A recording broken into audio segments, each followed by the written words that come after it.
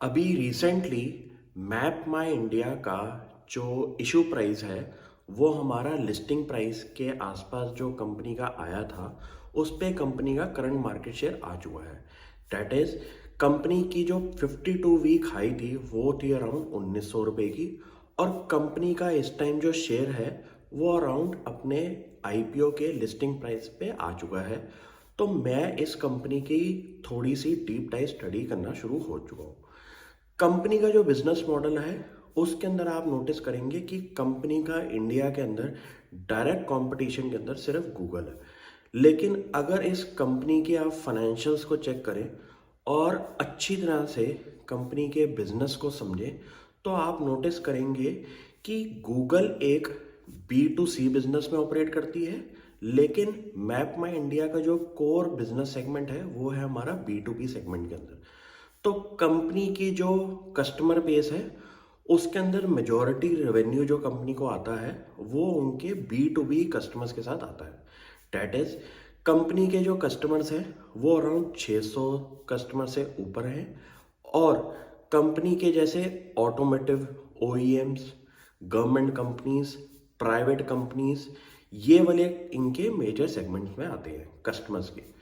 अब कंपनी के हम एबिटा मार्जिन की बात करें तो कंपनी का मार्जिन अराउंड 43% से ऊपर का है और कंपनी का पैट मार्जिन हमारा 30% से ऊपर का है। और इंडिया के अंदर ये बोला जाता है कि इंडिया सॉफ्टवेयर सर्विस मार्केट के अंदर तो बहुत बढ़िया काम करता है, लेकिन इंडिया के अंदर प्रोप्राइटरी सॉफ्टवेयर बनाने वाली कंपनीज जो हैं वो काफ़ी कम है।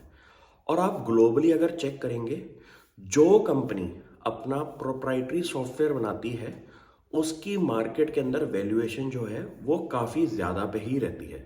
तो यही एक हमारा सेफ बेट है मैप माई इंडिया के साथ कि इस कंपनी की जो टेक्नोलॉजी है वो उन्होंने इन हाउस डेवलप करी है। और कंपनी का जो मोट है और जो बिजनेस मॉडल है उसके अंदर आप नोटिस करेंगे कि कंपटीशन में जो कंपनीज हैं वो काफ़ी कम रहेंगी।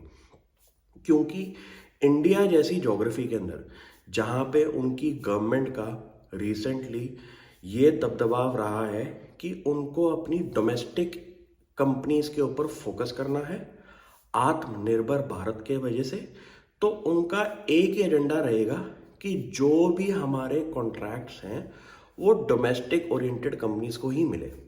तो इसके अंदर मैक माई इंडिया का जो फिट बैठता है वो बहुत बढ़िया है। और कंपनी की अगर हम सर्विसेज की बात करें तो जैसे टेलीमेटिक्स होती है इंश्योरेंस के अंदर, जो गाड़ियों के अंदर एक डिवाइस लगता है उसके साथ लिंक्ड है ये मैप माई इंडिया के डिवाइस।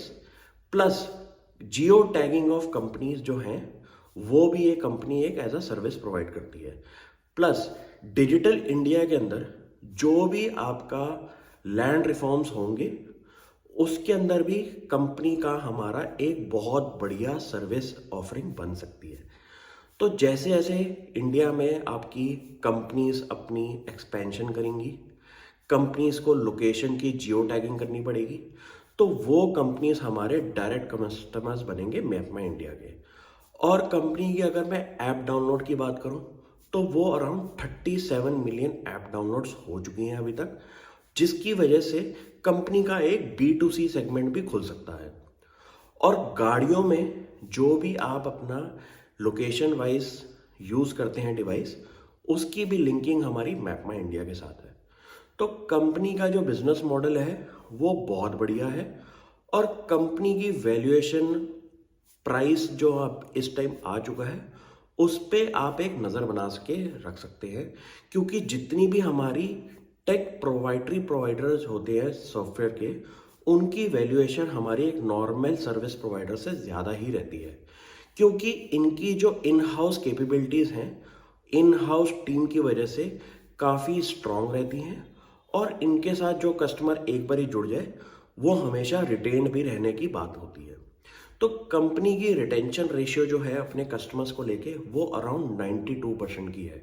तो आप सोचिए कि एक कंपनी इंडिया में लेट सपोज कोई अपने लोकेशंस एक्सपैंड कर रही है, सपोज कोई फास्ट फूड अपना जॉइंट है उसको अपनी लोकेशंस एक्सपैंड करनी है, तो वो जियो टैगिंग जब करेगा तो लेट सपोज उसकी अभी इंडिया में सिर्फ 100 लोकेशंस है और आने वाले 10 सालों में वो लोकेशन 1000 से ऊपर की हो सकती है।